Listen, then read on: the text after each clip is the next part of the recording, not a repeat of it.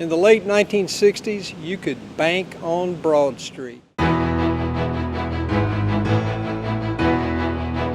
It was pretty simple. Augusta saw a banking boom in the late 1960s, particularly in the 600, 700, and 800 blocks of its major downtown thoroughfare. The big change was when Augusta's venerable Georgia Railroad Bank moved from one corner of 7th Street to the other, giving up its ornate, old-fashioned building for a sleek, black skyscraper.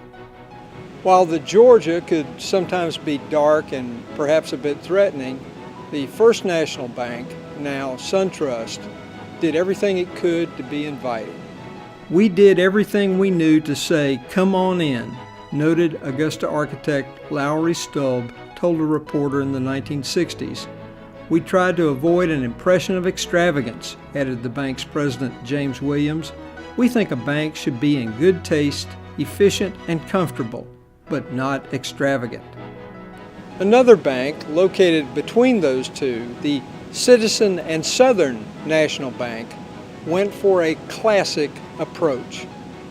When the Georgia moved across 7th Street into its new office tower, C&S expanded its operation into the space departed by its old rival.